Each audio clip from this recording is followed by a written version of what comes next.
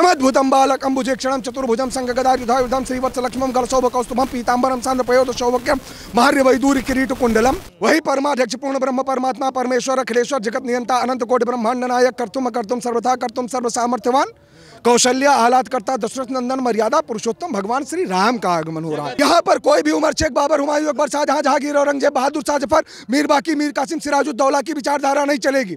ये राम का देश है। बाबर कहाँ से आया था? बाबर उज्बेकिस्तान का, माउस की, मंगोल की आया, आगरा में मरा, यहाँ पर दफनाया गया, काबुल में मस्जिद आकर के अयोध्या बना ली और महाराज लट भांजा जाएगा। ये कह रहे हैं कि शंकराचार्य जी से ज्यादा धर्म थोड़ा कोई जानता है। शंकराचार्य ने इवेंट का बाइकआउट कर दिया। देखिए शंकराचार्य जी कौन है? शंकरम शंकराचार्यम काशी वादरायणम। साधारण नहीं है महाराज, शासन पर जिनका शासन करने का नियम है वो है शंकराचार्य। गर्व के साथ कहते हैं, सम्मान के साथ कहते हैं, जो भी बोलेंगे उनका सम्मान है। 4 वेद 6 शास्त्र 18 पुराण नीतियां स्मृतियां उपनिषद कठोपनिषद समस्त का अध्ययन करने के बाद कोई शंकराचार्य बनता है।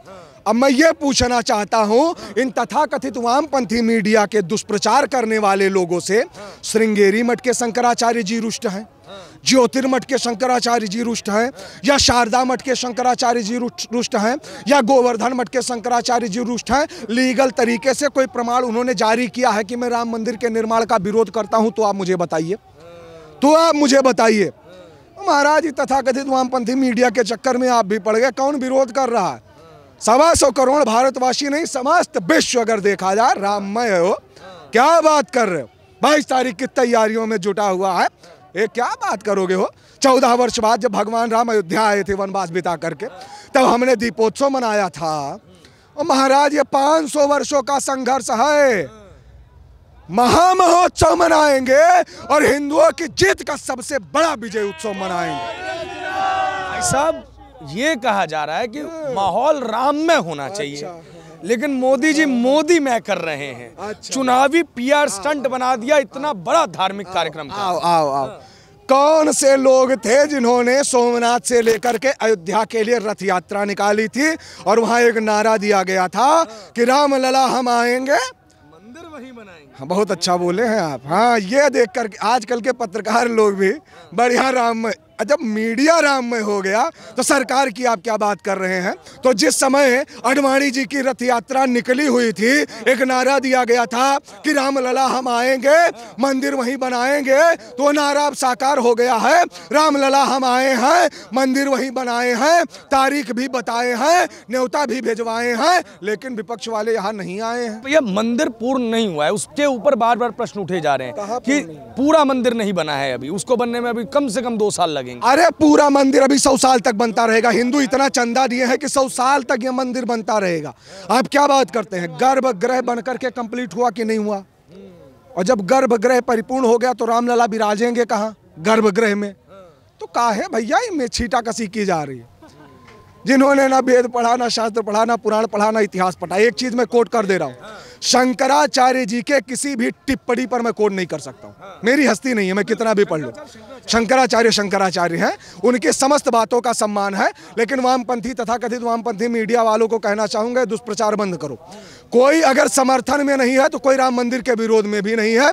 और समस्त शंकराचार्यों का जैसे अभी सम्मान है वैसे भविष्य में भी रहेगा। जो भूतकाल में था वही वर्तमान में है, वही भविष्य में रहेगा। शंकराचार्य आदिकाल से पूजनीय थे, वर्तमान में है और भविष्य में रहेंगे। शुभ मुहूर्त पर क्या कहिएगा? शुभ आइए जिस समय भगवान की पूजा हो जाती है उस समय अशुभ मुहूर्त भी शुभ मुहूर्त में बदल जाता है। क्या बात करते हैं आप? ये साधारण पूजन है, ये ब्रह्म का पूजन है। और जिस समय ब्रह्म का पूजन होता है, आपको ज्यादा नहीं बताऊंगा, ध्यान से सुनिएगा।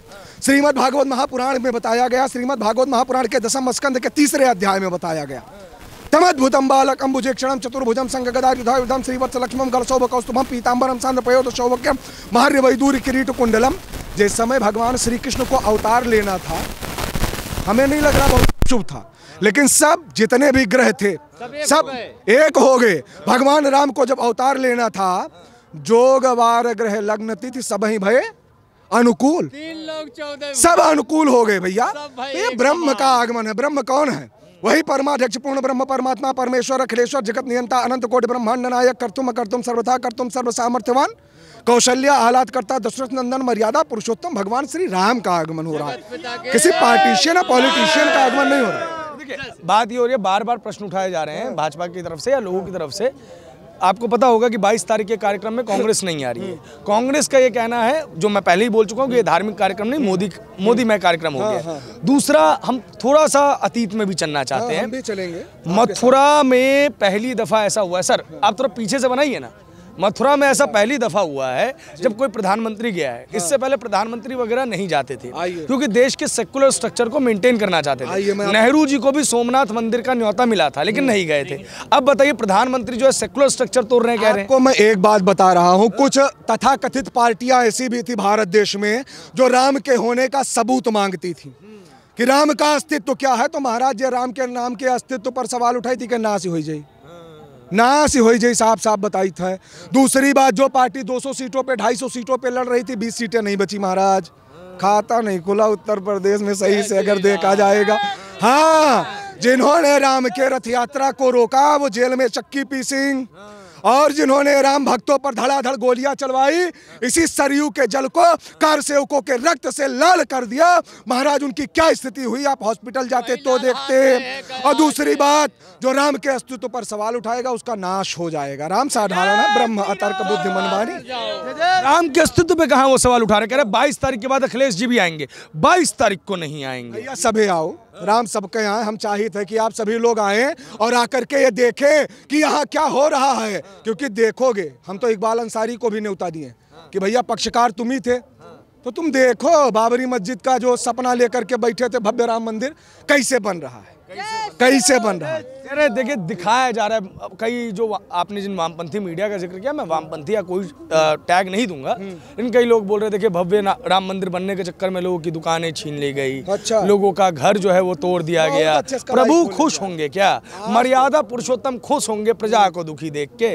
अल्पसंख्यकों को दबाया जा रहा है इस देश में, प्रभु श्री राम खुश होंगे क्या? देखिए, मैं आपको एक बात बता दूं, बहुत ध्यान से आप सुनिएगा।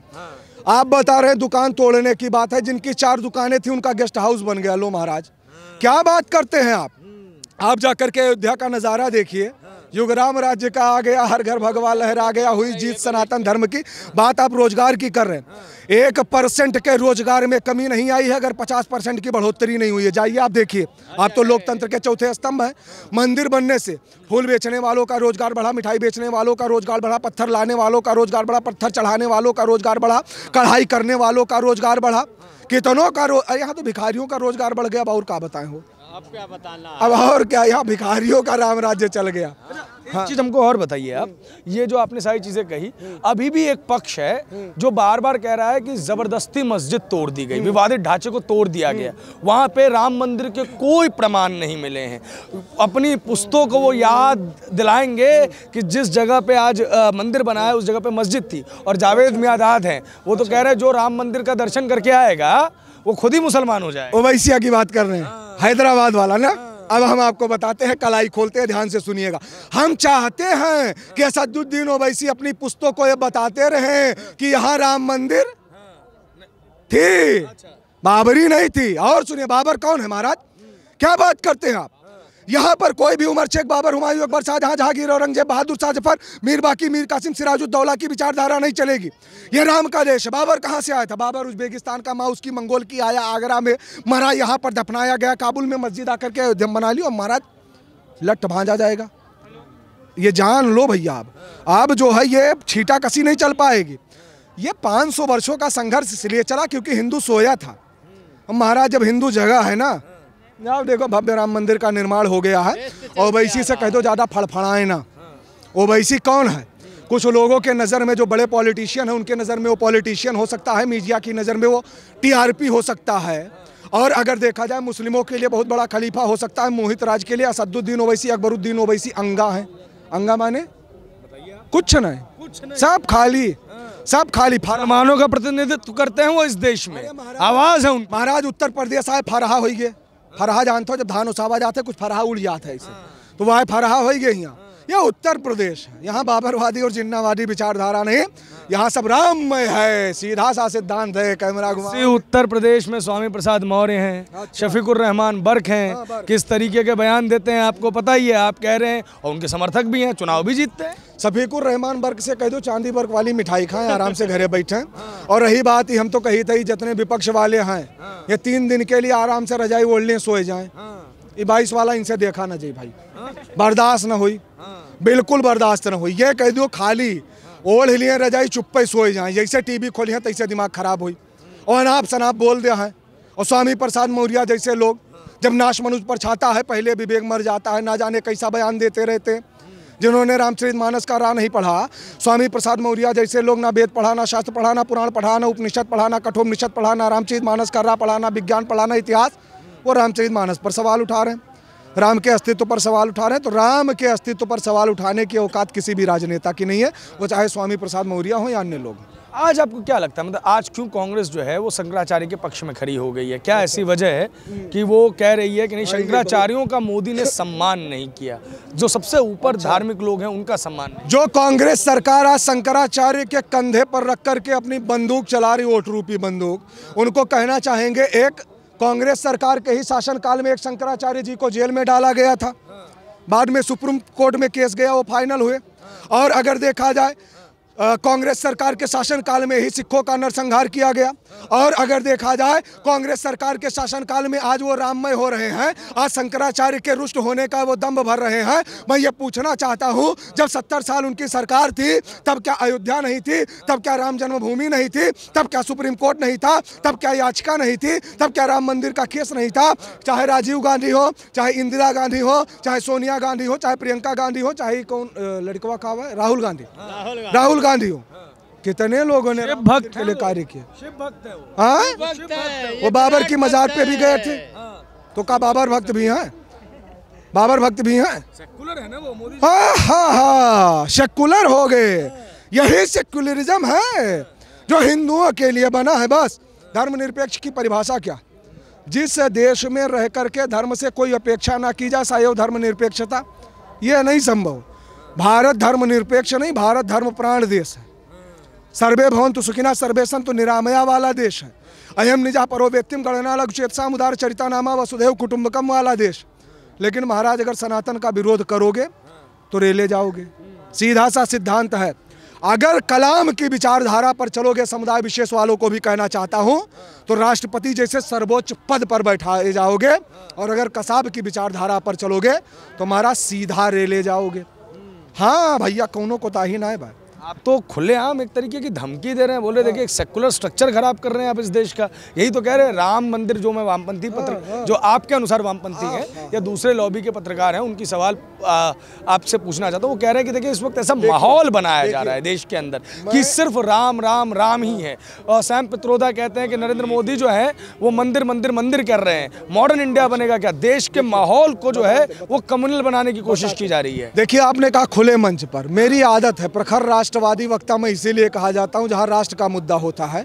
अपने हिंदू समाज के आत्मसम्मान, स्वाभिमान, सेल्फ रिस्पेक्ट, संस्कृति, सनातन और भारत के बहन बेटियों के लिए और सनातन धर्म के लिए जहां बोलना होगा महाराज खुले मंच पर डंके की चोट पर बोलेंगे। किसी बाप के बाप का भय है क्या? काहे महाराज, ये राम राज्य चल रहा है। वो दौर चला गया, वो दौर दूसरा था, ये दौर दूसरा है। वो साल दूसरा था, ये साल दूसरा है। राम राज्य यही है कि आपकी आंखों के सामने राम मंदिर बन रहा है। राम राज्य यही है कि मथुरा पर याचिका दायर हो गई। राम राज्य यही है कि काशी का भव्य कॉरिडोर बन गया। राम राज्य यही है कि आज भी सनातनी परिवार की बहन बेटियां खुले में अयोध्या में घूम रही हैं, सीधे घूम रही हैं, कोई भय नहीं है। यही राम राज्य की कल्पना है। क्या बात करेंगे आप महाराज, क्या बात कर रहे हैं? आदमी निर्भय होकर के चल रहा, आदमी निर्भय होकर के बोल रहा, इससे बड़ा राम राज्य आप लेंगे? कुछ सरकार मात्र के शासन काल में सिर्फ जय श्री राम का नारा लगाने पर जेल में डाल दिया जाता था। कुछ सरकार मात्र के शासन काल में राम का दर्शन करने आओ तो कार सेवकों पर धड़ाधड़ गोलियां चलवा दी जाती थी। संविधान की रक्षा के लिए ये जरूरी था, लोकतंत्र की रक्षा के लिए जरूरी था, लॉ एंड ऑर्डर के लिए जरूरी था। हाँ, तो क्या कल्याण सिंह के समय लॉ एंड ऑर्डर नहीं था? मुख्यमंत्री तो वो भी थे। और सुनिए, योगी आदित्यनाथ जी के समय में लॉ एंड ऑर्डर नहीं था कि सुप्रीम कोर्ट उस समय नहीं था जिस समय मुलायम सिंह यादव थे? क्या बात करते हैं आप? अपने समय में लॉ एंड ऑर्डर का दम्भ भर देंगे और कार सेवकों पर गोलियां चलवा देंगे। कितने समुदाय विशेष के लोगों के ऊपर गोलियां चली आज तक? ये मुझे बताइए। ये वही भारत देश है महाराज जहां पर भारत तेरे टुकड़े होंगे इंशाअल्लाह जैसे नारे लगते हैं, फिर भी इनको यहाँ रहने दिया जाता है, हाँ रहने दिया जाता है। क्या बात करते हो? ये वही भारत देश है जहां पर यह नारा लगता है तुम जितने अफजल मारोगे हर घर से अफजल निकलेगा। अरे महाराज, तुमको कहना चाहेंगे, सुनो, उस घर में घुसकर मारेंगे जिस घर से अफजल निकलेगा, वो कोख नहीं पलने देंगे जिस कोख से अफजल निकलेगा। ये बात जान लो।